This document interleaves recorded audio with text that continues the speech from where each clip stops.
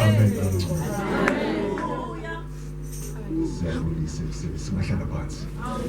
Ngigama lenkosi. Manibonise kuseni nje umoya oyingcwele. Ngigama lenkosi.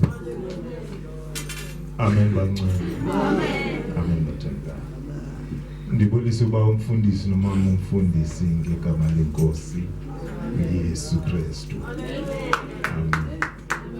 Ndibulisa abangcwele egameni lenkosi. Haleluya. Ndibulisa mama, ndibulisa sisi, ndibulisa youth, ndibulisa tata. Ngegama lenkosi Yesu Kristu. Ndibulisa bandleni egameni lenkosi. Amen bathandekayo. Ndinguthabi igama ngomuntu umni ngihlale East Bank.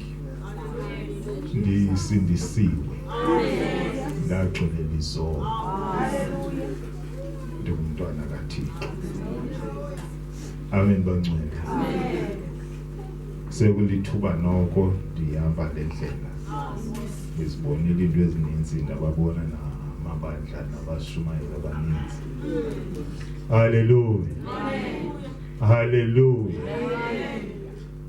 Bathandekayo inyanga nguJuni nguJuly inyanga yotata ke ngokwe program yenkosi. Hallelujah. Inyanga yotata yonke bathandekayo. Inkonzo yotata which means ke sizakwenza njalo. Ayikho community by community, ayikho organization by organization without a male figure. Amen bangcwele. Amen bathandekayo. Lapha endlini kaThixo i-responsibility yobantu abangodade bankulu kakhulu. Even sekulibandla masithi umfundisi okanye ifounder engumuntu oyifemale.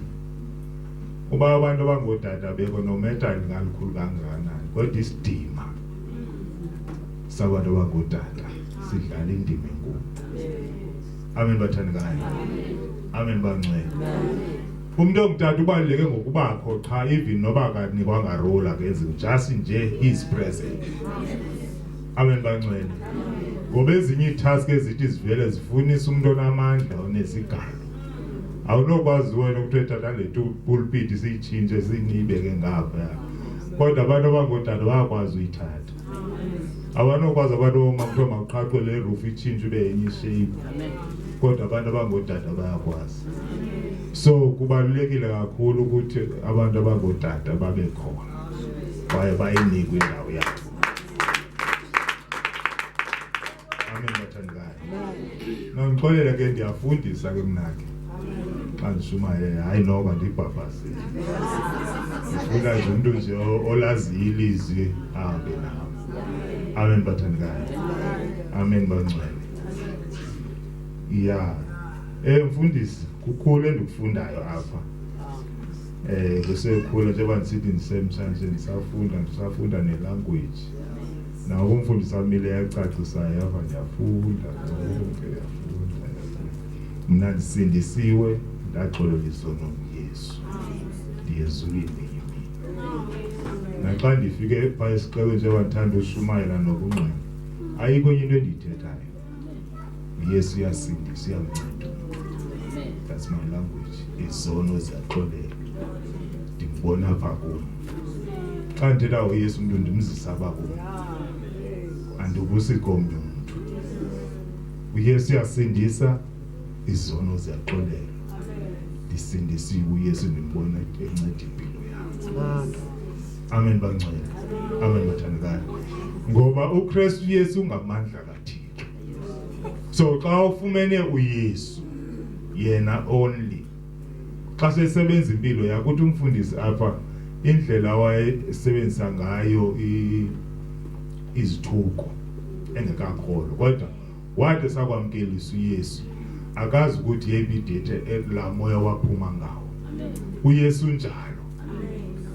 bonke abantu abasindiswe bamgqibela kwamkela uYesu ithi phela la first 7 days abona umuntu maybe on the 3rd day maybe uyahamba uyaphangela acela iskive kuhamba iskive aqoqa iskive into bani akaqala into beyingedle chaya left and right akayazi ba unqanqatheka kugxothwe intoni kupheliswe intoni uzokwadisaphe kunjalo kuYesu xa ngene empilweni even nomuntu othanda usela maybe on weekends ungumuntu othanda uyobetha into eziqaqabula the day uphuma la moya okusela uyayiva later maybe kusekuphela inyanga maybe sekhuzwa nangamajita wakho hayi umfethu kwenzeke intoni ngoku athi naye azothuke futhi na imali engaka xa isithi hey ujonge isibathi oyithuke aqonda zange mina ndibethelwe ngumvulo emseni yale mali amen bangcwele amen bathandekayo uYesu ngelo hlobo akachaze enye into uthula icugubela ngokwamkeliswayo izinto yazibona amakhala nayazichithikela apha endlini amakhala lana ayazichithikela zininzi ke inatsika izinto uSathane azifakayo ebantwini xa bengakakholwa then ukholwa kwabo bazibone zisuku omnye aluze ne-complex ngenxeni yesono yazi umuntu aluze complex ngenxeni yesono omnye afemnyama kanti umuntu mhlawumbe umhle uyakhanya nje kakuhle akekho dark but abe dark ngenxeni okongama kwesono kuba elikhoboka lesono uthi uYesu basezijila umbone senconywa ngabantu awusemhle wenza uba mhlawumbe ungubrother akamhlupha kamama yazi uchilekile uthe uvasekile ligazi likaYesu amen bangcwele ayikuba mhlawumbe wayeka icubo belichaya kakhulu wayeka insanga belichaya kakhulu liyamhlamba umuntu limhlambe uthi ngobuso onqene ebantwini abaninzi nasebantwaneni baselokishini uvela ube umuntu ongabalekwayo ngokuba ukade ubaleka ngoba abantu babona ukuqaqawo iglory kaKristu ivele kuhleli unjalo uYesu xa enceda umuntu amen bathandekayo amen bangcwele ndake ndaba kushumayela kwaguquka omnye umubhuti wase East Bank wayengumbhuti nje kwakuthiwa ngumalume ekhayeni lakhe engophetha kwencipha ashumayela uYesu uyasindisa ziyaxolela izono ngamamkela nawe uYesu angayinceda impilo yakhe manje uzisokolisa hanza ngomso hayandizo wade waya wahamba umalume thina kule ndaba ye-complexion amanje kuya kucawa eqala phinde waya kwesibini waya kwesithathu awazihambela umalume wazi emnyama i-complexion leya tyini wavela wamntu wanconywa ngabantu ngeva ndibuzwa abantu inkulu into eyenzileyo tata siyabulela uyabona umalume utsho bezingamazi noba uyakhanya thina i-complexion zibaleli lakhe kuba bengumuntu oselayo umuntu wecontract abantu wecontract bayathanda usela ngoba basebenza nzima badla ukuthi xa bazidefend kaloku sisebenza nzima kuya ngokugqiba kusebenza sisele ibhiye ebandayo sitye nenyama kakhulu iyazidestroya la xesha and imali bayamkela abantu wecontract kakhulu bayabhatala baroja qha imali yabo iphelela owakusela amen bangcwele amen bathandekayo uYesu uyamnceda it doesn't matter umdala kangakanani it doesn't matter umncinci kangakanani uYesu uyamnceda umuntu uyasindiswa ena 14 years asindiswe na 12 years asindisa ade ongena emthathweni uYesu lo ayikho enye into amen bathandekayo amen bangcwele dimisa uYesu kemna xa ndishumayela nothing else lo wayinceda impilo yakhe andikwazi umise enye into because I don't want to confuse abantu amen bathandekayo amen bangcwele kufuneka uyazi ba xa uvakalisa ilizwi kaThixo you don't confuse uchaza straight lento yenzeke kuwe ngokwendlela isibhalo esithongayo so that umuntu xa emkile kuangabuza ba ithina lento akwazi naxa efika endlini naxa inqona bayebazela kungase kubuzwa apha kuba ukhonza nawe nithina lena nsi kukhona lenkonzo khonza ukuthe awusiniswanga notsiniswe njani kufuneka umnike igospel eyiyo nje kaYesu osindisayo umuntu ahlukane nesono. Amen bathandikayo. Amen bangcwele. Andingomuntu masivuleni iBhayibhile zethu izwi lethu salifumana pha kwincwadi yeNew Mary, Numbers, Book of Numbers, chapter 21. Hallelujah. Amen. Hallelujah. Umfundisi lekhe waphinda wasicela senze umthandazo, and la mthandazo bangcwele sons of God. Ubalulekile. Siyacela bethuna niqhubekeke ngokwenza umthandazo wodata. This is a serious organization of Thixo ministry uThixo akusincede ngayo. Amen bathandikayo. Amen bangcwele. Siyathandaza nathi ngodata siyekanga siyazama sinayo nosuku esizila ngalokudla. Sinayo ne prayer times esinazo early morning hours. Siyathandaza qaka yethu. By grouping yethu. Zama ukuthi asinibizele kwinto bani ithandaze ngodata asirelaxanga. We are busy. Sizicela uThixo ukuthi asincede. Amen bathandikayo. Amen bangcwele. Amen bathandikayo. Ubani azosifundela. Cela afunde ufundayo.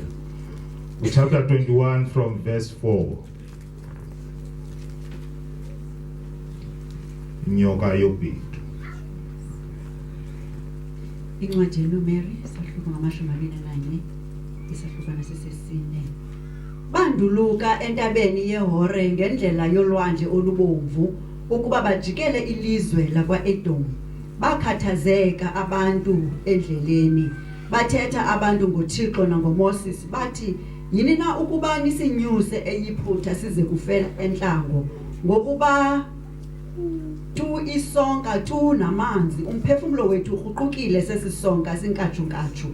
uYehova wathuma inyoka ezinobuhlungu ebantwini zabaluma abantu kwafa abantu abaninzi bakwaSirayeli. Beza abantu kuMoses bathi sonile ngokuba sithethe ngoYehova nangawe. Thandaza kuYehova azisuse kuthi inyoka ezo. Wabathandazela ke uMoses abantu.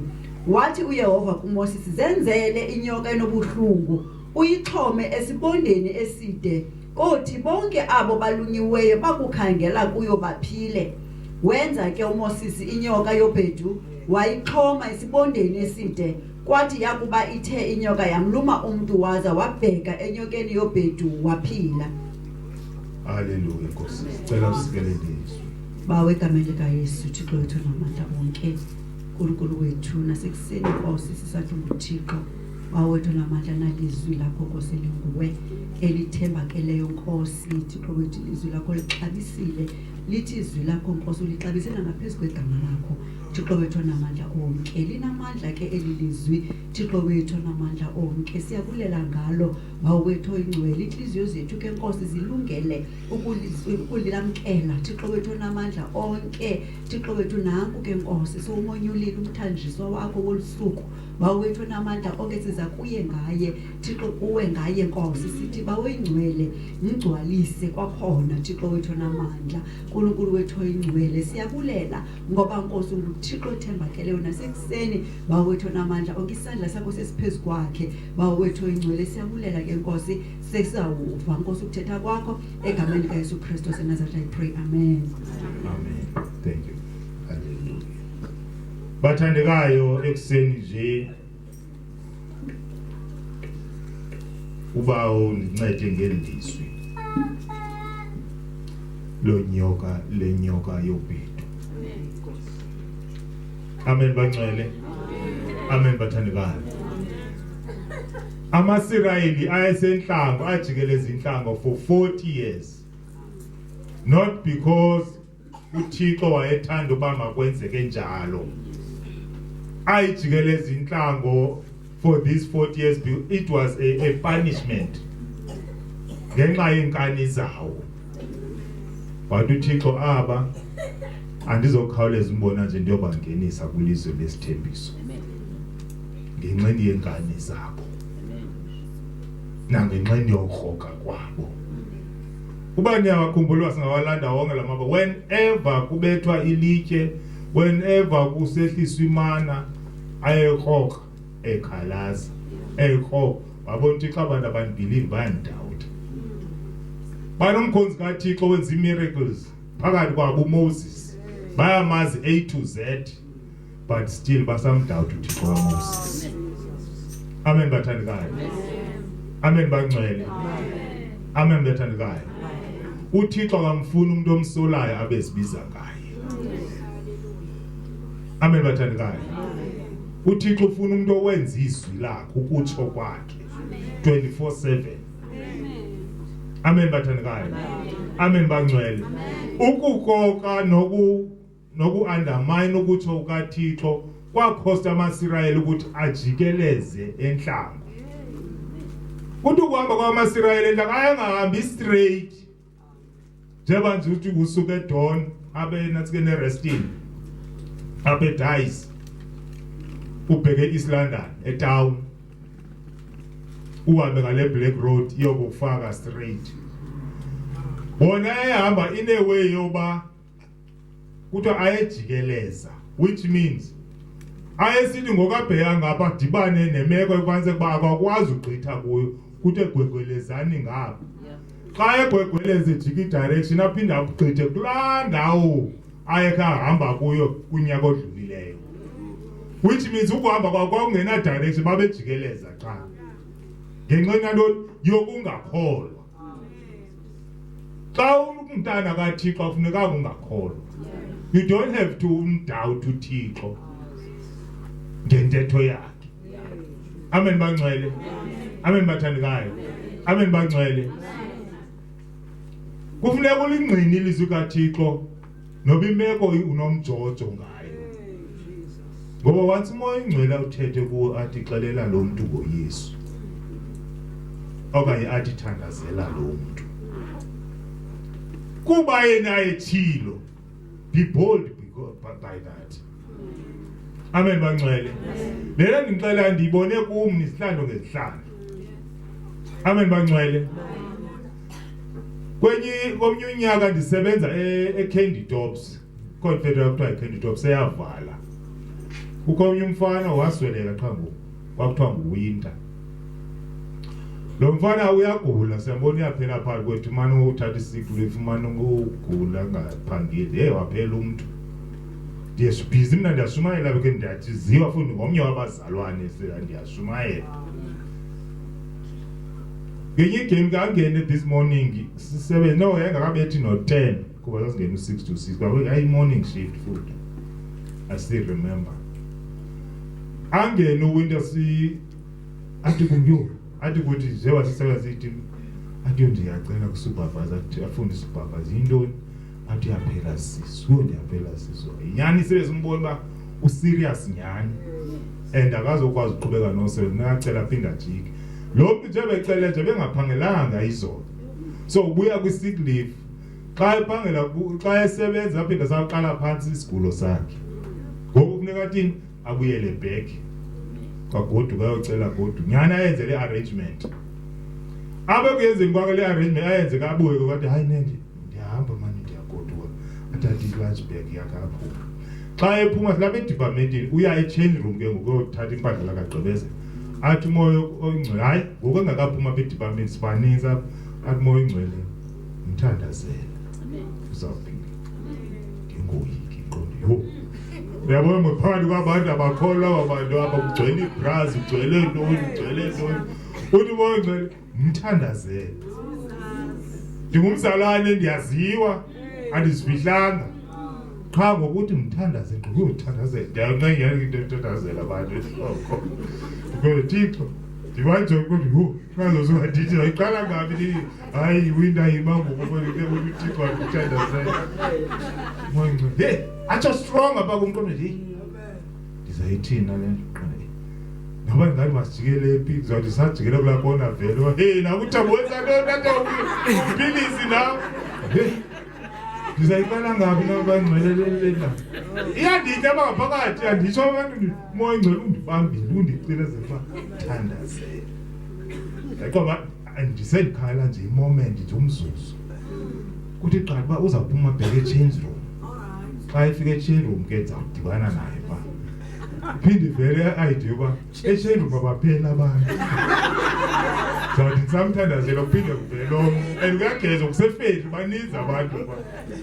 Thixo zandisambeka izandla kungene omnye aphinde ibe yiloo nto endizawuphazamisa ndizamthini. Ndimlile xa iphuma apha epasejini kuzawuphinda kukho abantu mani.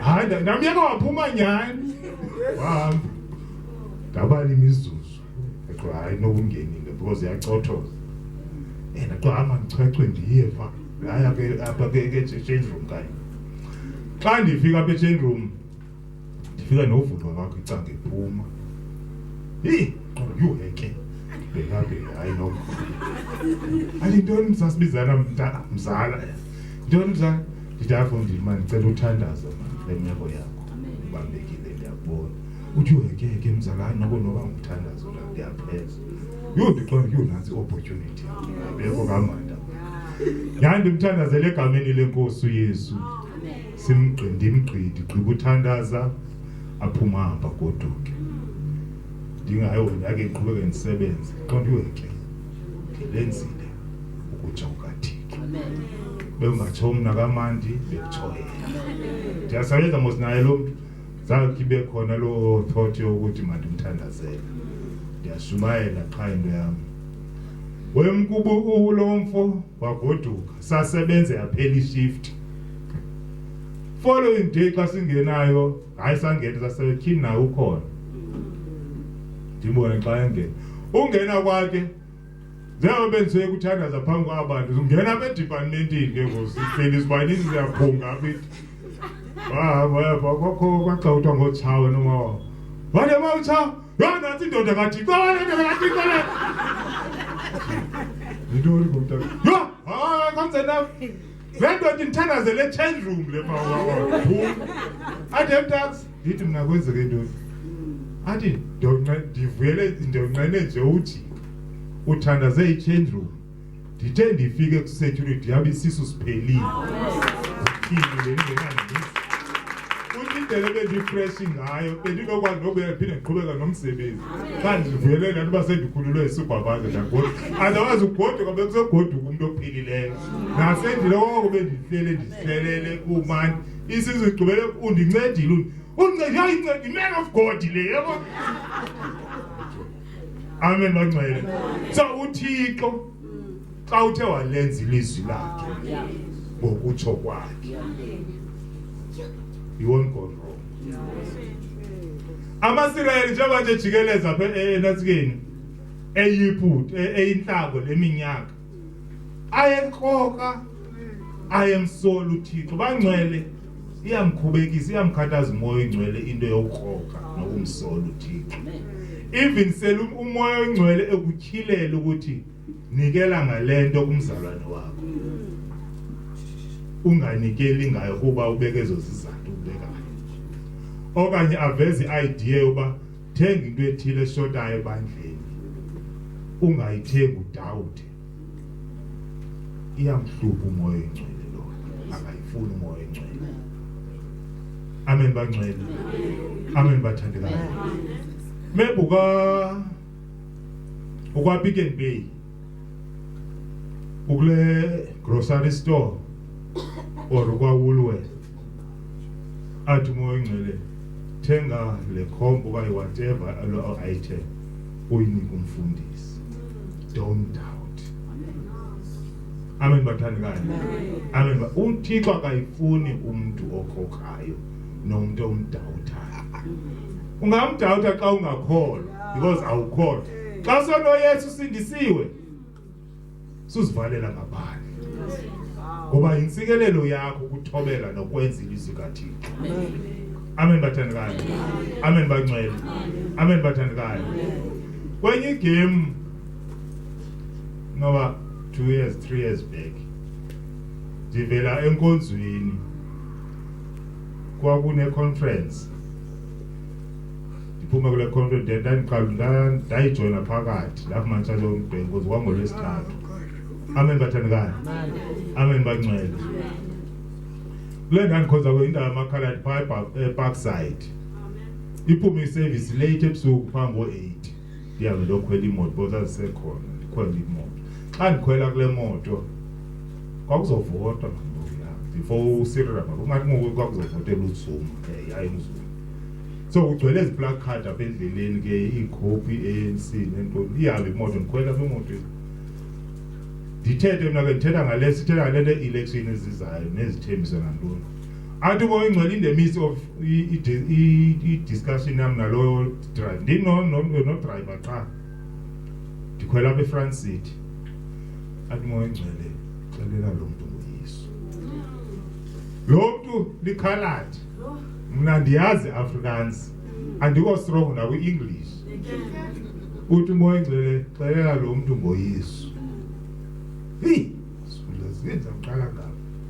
Isixhosa yasazi because amakhaladi amanye akhona sazi isixhosa ngamaphondo.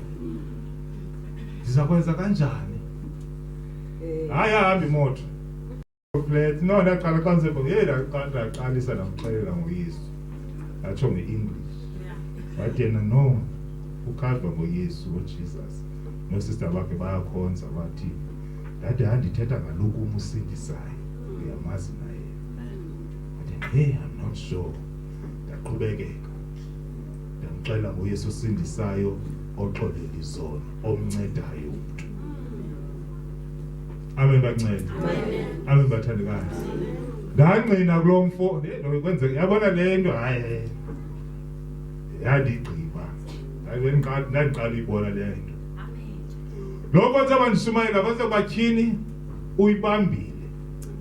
Umamelo oludaba ndilibekayo lukaYesu uyavuma uyanqwala xa sigqithe eFeinboss kungena umechanic wakhe xa kunayo enye imoto ayilungiselelwa ngulo mfo uyangena lo mechanic uzithele futhi ammisela ngene athi lo mechanic uxa unika i-update yale moto ayilungisayo ba icover lela ilungisile kushota into ethini ubani moshile athi lo driver arebuke le report ye-mechanic yakhe athi lo driver keep quiet. Awubona mfana ngibamfundi siyathetha bayashumayela. Khawunga wena man. Lona ufundi uzile yaphi uthi hey ngizakwehlisa kule moto uyashumayela umfundi sithula. Unzima usixolela umuntu ngoYesu nje. Abe pay attention to such and extent uba angafuni any report engenye. Umuntu bobu umxelela ngemoto yakhe uba kumaxa ndindawo. Ayilona khawuthule. Usathetha lo tata. Ungixelela ngoYesu osindisayo. Ndaqhubekeka. Ndamxelela ngoYesu. Ake wangigqibe ekugqibeleni. Ake senza kohlika ke abazohlika kone post office. Ndamxeba hayi ke tata ke niza kohlika abuza soyibamba apha eposini. Lathi ekhalaji ndathi ke ngicela sithandaze. Ake uzawuthandaza kanti ukhwelisa abantu and zawukhwela abantu all the way from Parkside apho eEast Bank abena eFerris. Indimi nawokhwela only la mechanic wakhe. Ukhona lo mechanic wathula naye la mechanic emva koko. Ndathi ake ngicela sithandaze niza kohlika ndihambe ngihlale eEast Bank. Wathi okay thank you ndabulela. Wacima imoto wayikhupha ngaphandle. Waxhoma izandla. A taxi driver. Yamkeli. Andimazi lapho bavuba andikamazi noxela nangu nguye umuntu onondazi xa yonibona yena. Mina into endayenzayo ndachaza udaba. Bangcwele sibizela uxelela abantu. uYesu osindisayo. Singonyana bakaThixo. Ndawonye noKristu Yesu. Masikhuphule sibamba isimilo sikaKristu. Amen bangcwele. Masixelele nabantu ngoYesu. That's what God calls us to do. uThixo usibizele ebungcweleni. Sixelele abantu ngoYesu. Amen bathandekayo. Amen bangcwele. Sibuyele kule message. Lithi lelizwi but verse 5. Bathetha abantu ngoThixo nangoMoses bathi yini na ukuba nisinyuse eyiphutha size kufela enhlako. Yabona bayakhalaza. ngokuba 2 isonka 1 2 namanzi 2 umphefumulo wethu ukhuqukile sesisonka sinkatshu nkatshu. Yasiba statement. Still siyakhalaza siyagxeka. Amen bathandikayo. Amen bangcwele. Amen bathandikayo. Asifunde uverse 20. Chapter 20 I mean uyumva nje kancinci. AmaIsrayeli asenhlanga. Icela uverse 20. Undifundele nje uNatsika. Chapter 20 verse 5 only. Sawucala na ngeEnglish one English ancede any translation any version eEnglish.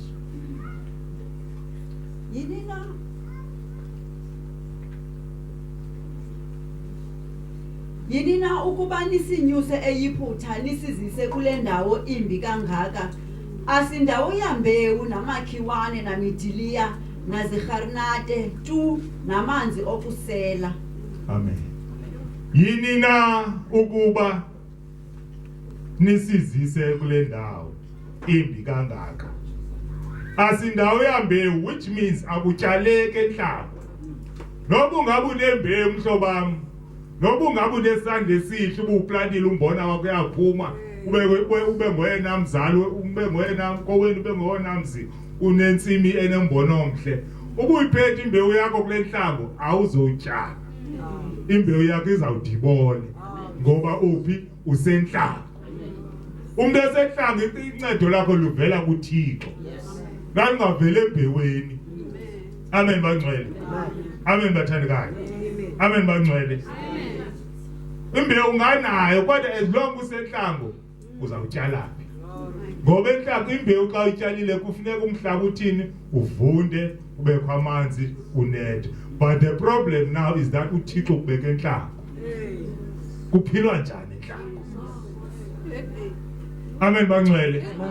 Andiyazi wena inhlango kuwe kodwa into endiyazi ba noba uphethe imbewu le mbewu uphethe ayiloxesha layo ayoko ndawo ayo environment yayo ngoba usenhlanga akutyaleke enhlanga. Ungazama uqhuma nje uqhuqa nje umhlaba uyifaka imbewu ayizokhula.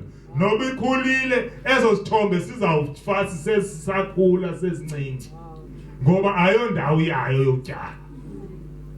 Amen bathandikayo. Amen bangcwele. Ngoba amaIsrayeli ekhalazela imbewu zawo. Amanye nembewu yongqolowa, amanye imbewu yamazimba, amanye imbewu yombona, amanye imbewu inhlobo zembewu.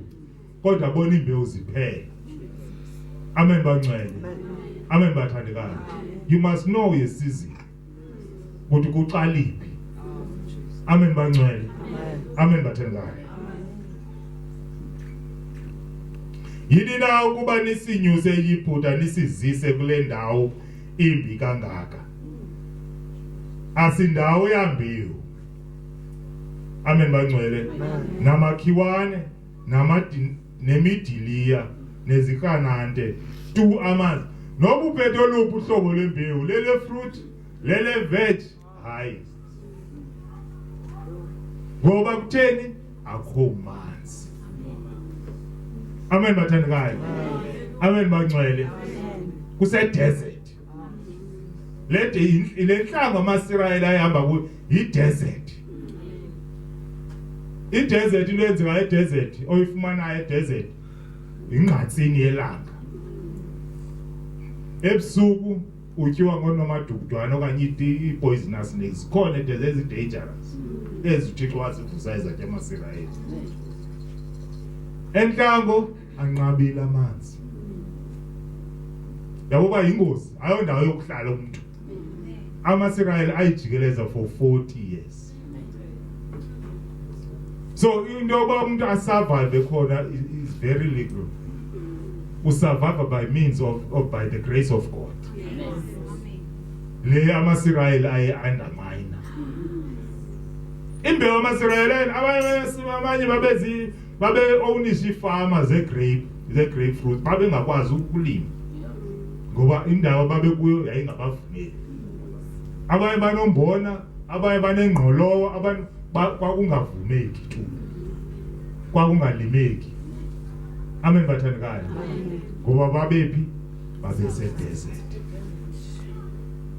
Kuba ukukhoka xa ungumzalwane ukhokela uThixo. Always be faithful to your God.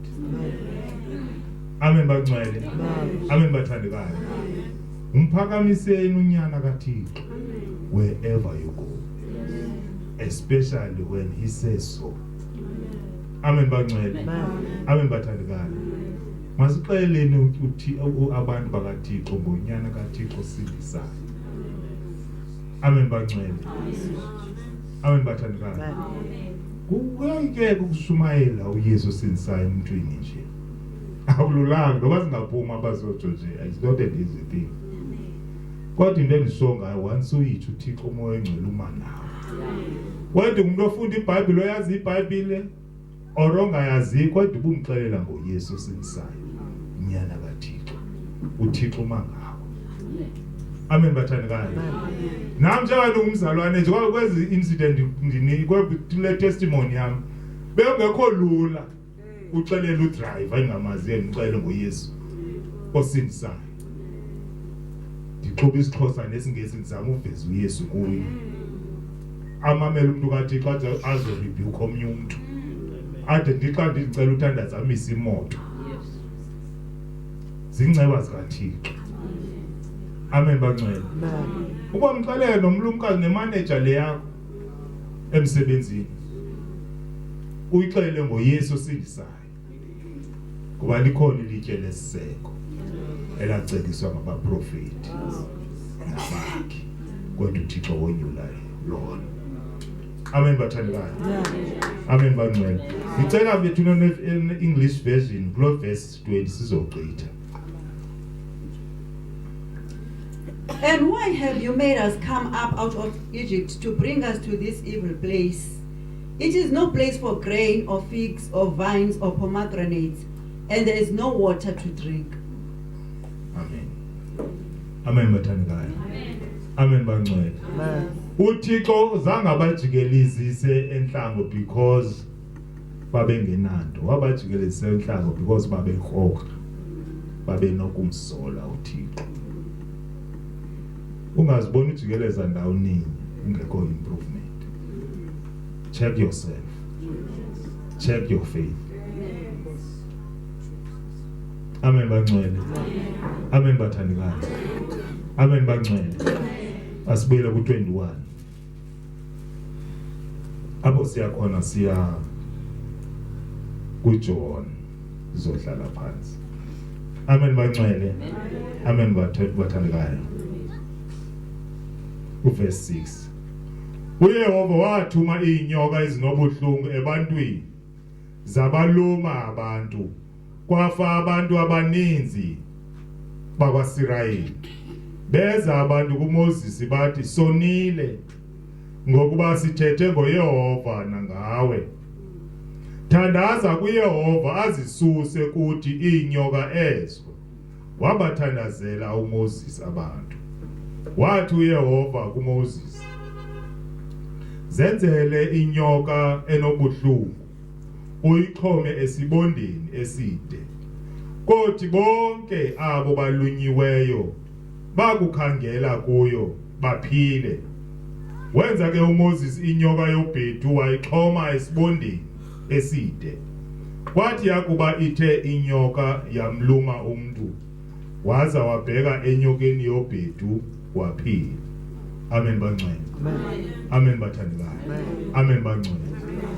Ukwenziwa kwenyoka yobhedu nguMoses nokuchonywa kwenyoka yobhedu esibondeni eside esibaveleleyo bonke abantu. Hayi ngokupheliswa kwenyoka ezinobuhlungu. Inyoka yobhedu imile. Inyoka ezinobuhlungu zikhona. Amen bangcwele. Amen bathandekayo. Kusemntwini nakomnye umuntu ukuthi aphakamisa amehlo akhe kwinyoka yobhedu ngoba zizamluma zona inyoka ezi. Amen bathandekayo. Iprovision uThixo izisile nguYesu. Kodwa ukwamkela uYesu akuyona yoba hayi ngoku uzawusuka umamkela. It's a personal decision, a personal choice. Amen bangcwele. Amen bathandekayo. Wayenza uMoses I'm sure babe khona abanye abantu babe undermine kwa ukwenziwa kwale because it translation in English it was a bronze snake ne enye bengike ndayifunda it was a steel yenziwe nge-steel so yayinto nje yayenziwe yayingeyonyoka nyoko yayinto nje awayenzile uMose and wathi uThixo yenze ngokwakho noba ikhangeleke inhle inyoka icobra nyani okay whatever imambo beyimambo kodwa yenze wena uthi awenza ngensimbi wachisa insimbi wayenza maybe abanye nkani babe undermine kwalonto bathini sathi sifa zinyoka wabe simba sijonge phezulu unjani lo inyoka xa ilumile kuhamba ityhefu abantu bayabhubha awumozi nithe nityiwa zinyoka nantu mandithini wathi uThixo mandithi mandenze intoni inyoka yobhedu sanuza kumke ngoku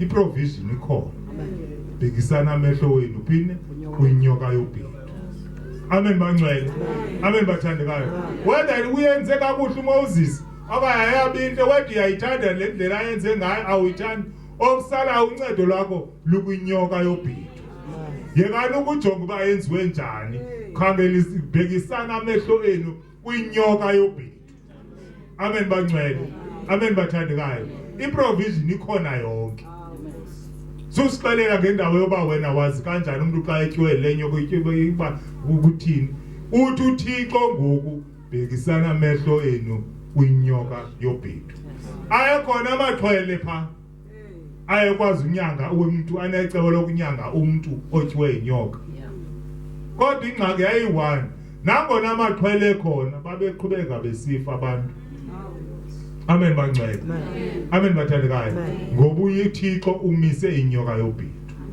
kuthiwa emveni koba abantu ababebhekisa amehlo wabo xa betye babengabuye bafe babengabuye ngoba uncedo lukaThixo aluna-reverse ubuThixo uthi uphilile uyaphila ke saka kuba ifunisa uba uyokutestwa maybe ekliniki kwagqirha uyahamba uyotestwa omnye umuntu uyakwazi nokuphilisa wathi umuntu mhlawumbe besurvive ngomphungo oyi-1 okanye ngesibili athandazele umuntu xa kuyophinde siye phaya esibhedlela kuthiwa hayi mani kukwenzeka ntoni ngayithini yakho ii-test yakho zirivile ukuthi wena uhealthy le organ bekuthiwa ayikho ikhona amen bangcwele amen bathandekayo omnye uyakwazi athi kanti bengafumani bantwana and kukhonfenyiwe nangesibhedlela omnye uyakwazi ayazi uba nangerizalthi ongafumani bantwana kwakhe wayenze ntoni waze wathini kwaba bangomama ayabahambi nobafumana abantwana ndiyazi uba ndenza ntoni ndathini na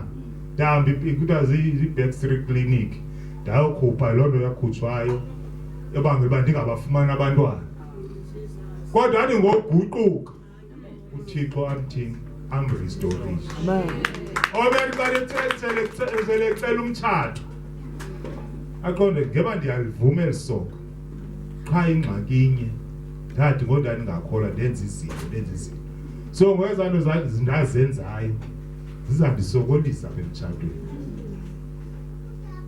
andizokwazi ufumana abantwana abo bafumane kahle athi kube mhlawumbe ekholwa ke avume kuthandazwe ngabangcwele babe khona abantwana ibe yikwimemori yakuba mna ndasikhupha mnisami isizalo kodwa uThixo afaka he restores whatever the devil has stolen from me sikhonza uThixo njalo who restores whatever the devil has stolen asikhonza uThixo nje he restores noba umuntu uphelelwe zisibindi zikidney intoni God can restore ngobekwa nje lezandla ngegama likaYesu linamandla igama likaYesu linamandla livusa abafile liphilisa imfama livula indlebe ezizithulu ligama likaYesu lona lodwa is enough amen bangcwele usibona silapha nje sime ngalo asimanga ngamagazi ebhoxe asimanga ngamagazi enkomo sime ngegazi likaYesu silwa ngalo soyisa ngalo sinqoba ngalo igama likaYesu lilo lodwa alikho limi ngaphandle kwakhe the name Christ Jesus. Lilo lodwa. Ububambe lona mhlobami. You won't go wrong. Amen bangcwele. Amen bathandekayo. Liyamvasa umuntu limhlambulule. Limbuyisela isidima sakhe. Uthi ubungumama buye lesidima sakhe sobathini ungumama. Ungumama kabani? Ubungumfana ubuye bathini ndingunyana ndongutata ekhaya. Ndingumama ndingunyana kumama. Ubehave ngendlela eright yomntwana kumzali wakho. Ade naye tata abe khoviba kwenzeke ntoni kulomntwana? Ayinguye lo. Ngokungenwe lilizwi kathi. Lilo lodwa linamandla. Masiyeni ku verse ku John. John chapter 3 ngizohlala phansi. John chapter 3 verse 14. Amen. Amen bathandekayo. Lilo lodwa linamandla. Chapter 3 verse 14 yotsho 16. JikaYohane isahluko sesithathu. Njengokuba ke uMoses wayiphakamisayo inyoka enhlango, umelwe kukuphakanyiswa ngokunjalo unyana womuntu. Qhubeka manje. Ukuze bonke abakholwayo kuye bangatshabalali, koko babe nobomi obungunaphakade. Kuba wenje uThixo ukulithanda kwakhe ihlabathi, ude wancama unyana wakhe ophela komzeleyo, ukuze bonke abakholwayo kuye bangatshabalali, koko babe nobomi obungunaphakade. Amen. Amen. Hallelujah. Amen. Hallelujah. Amen. Njengokuba ke uMoses wayiphakamisayo inyoka enhlango, umelwe ukuphakanyiswa ngokunjalo unyana womuntu, ukuze bonke abakholwayo kuye bangatshabalali, koko babe nobomi obungunaphakade. Amen bangcwele. Umelwe ngokunjalo ukuphakanyiswa unyana womuntu. Amen bangcwele. Amen bathandekayo. Siphakamisa unyana womuntu. Nyana kaThixo. uYesu waseKalvari. Siphakamisa yena yedwa. Nathi senziwe sangonyana ndawonye naye. Kodwa nangona singonyana ndawonye nayo kuphakanyisa unyana kaThixo. Amen bangcwele. Amen bathandekayo. Asiphakamisa ubunyana bethu thina. Siphakamisa yena yedwa. Ngoba nguye yedwa inhlahlela yokuxolela kwabakwezona zabantu. Amen bangcwele. Amen bathandekayo. Sibizela ukuphakamisa igama likaYesu wherever we go. Sibizela ukuphakamisa igama likaYesu in whatever circumstances esidibana nazo. Amen bangcwele. Amen bathandekayo. Nemoto le uba ufele imoto endleleni, bokubeke igama likaYesu. Isuke ima ungasazi isizathu ba yintoni na, ukwabhada kazi. Ungathandazi ukubeke ngegama likaJesu. Whatever is wrong with this engine, I rebuke it in the name of Jesus. Uthandazele engine. Uthandazele engine le moto iqhubayo. Imoto yakho ivizwi lakho. Uthandazele ngegama likaJesu. Linamandla leligama. Ligama lonyana kaThixo. Lithi kumele siphakamise. Sithi njengoba uMoses wayiphakamisa inyoka yobhedu enhlanga. Umelwe.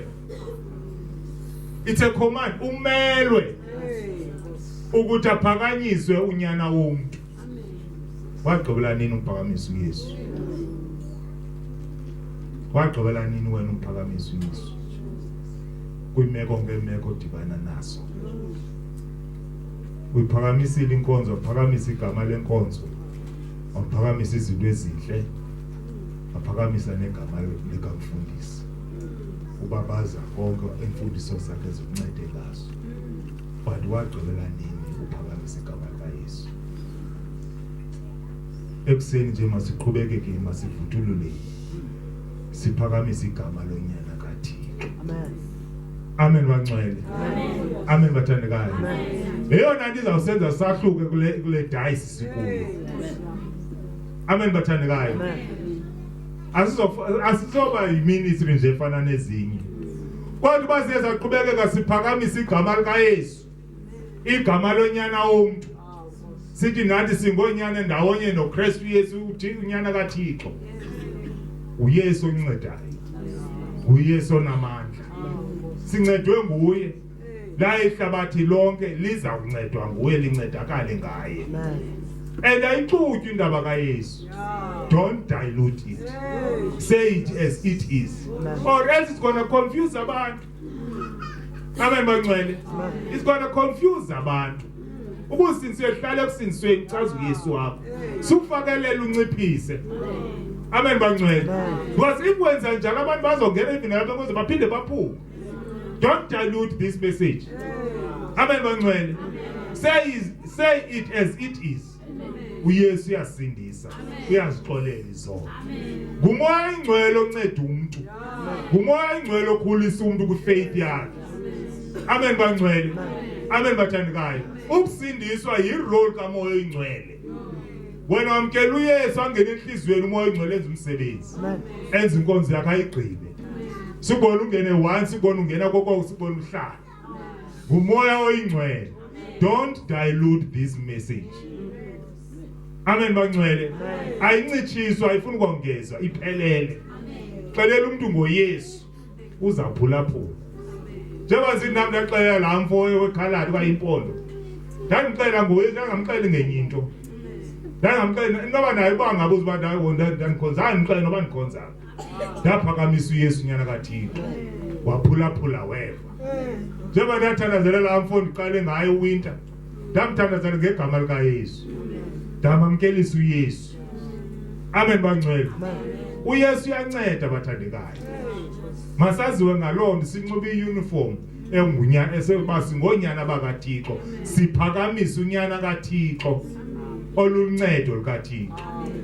uYesu Kristu usisimilo sikaThixo. Xa kuthiwa unesimilo, unoYesu, unonyana kaThixo. uYesu Kristu luthando lukaThixo ebantwini. Ithiwe indabonani kuthando asithande ngalo. Oba sibize ukuthi singabantwana bakaThixo. Amen bangcwele. Amen bathandekayo. uYesu Kristu uluthando lukaThixo. Usisimilo. uKristu usisimilo sikaThixo kuthi. Amen bangcwele. Amen bathandekayo. Amen bangcwele. Yonke lento nonke lemfundiso iqala ngokwamkela uYesu. And don't dilute this gospel. If you dilute it, it's gonna confuse nabantu. Because baninzi abantu abasindisiweyo.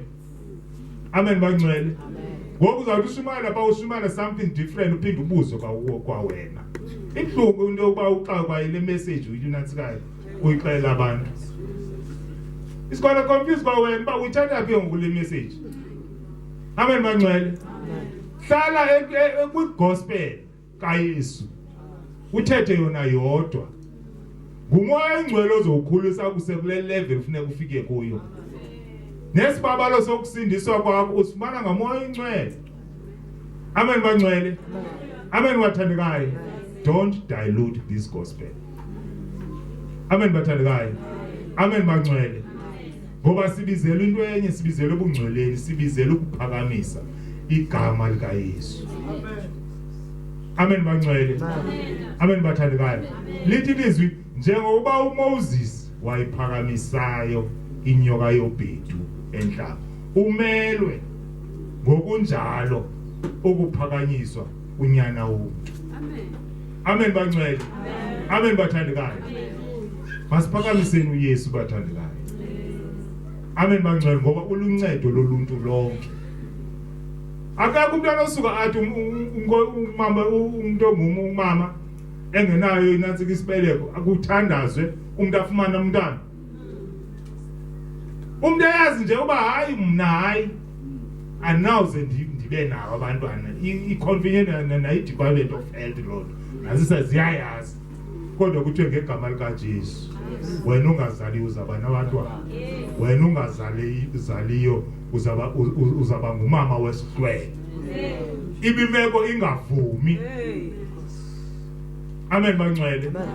Zininzi imiqondiso uYesu ayenza ngegama lakhe lona lodwa. Xa unegama likaThixo, unegama likaYesu, unamandla wonke. Ngoba yena ungamandla ethu. Sima ngaye. Ebangcwele kunemeko ezokuba ukuthi usindisiwe ufumane ichallenge yamaweni. Uyabona amaweni? Umfundisi lo bechaza ngapha kugogogo sibani nogogo sibani. Lami imoya yezinyanya. Lami imoya yezinyanya lena incedwa legama likaYesu. Ungaguqi uhlale kuzo. Yakwazi ukuleqa imoya yezinyanya. Hayi kuleqa mhloba. Leqa umsholo ukuthi nqa abantu. Jesus. Ukuleqa umsholo kwaye ukuleqa umsholo umoya obugqika uthi nqa.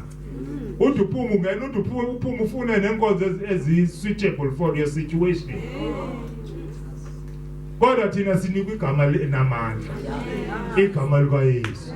Elidlula ubumnyama bubalele. Nalo mimoya isiyilwa ngegama likaYesu. Akhapha lingangeni khona. Akhapha lingaphumi khona. Sinikwa igama likaYesu. Unyana kaThixo. Njengoba wayiphakamisa inyoka yobhedu, umelo okunjalo ukuthi aphakanyiswe unyana womuntu.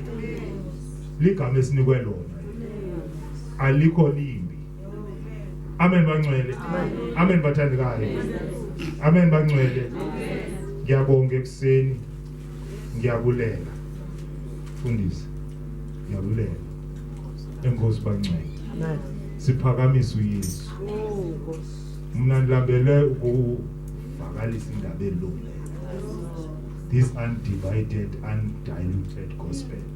YobuYesu uyasindisa. uYesu uyazixolela isono. Ndibona apha kuwo.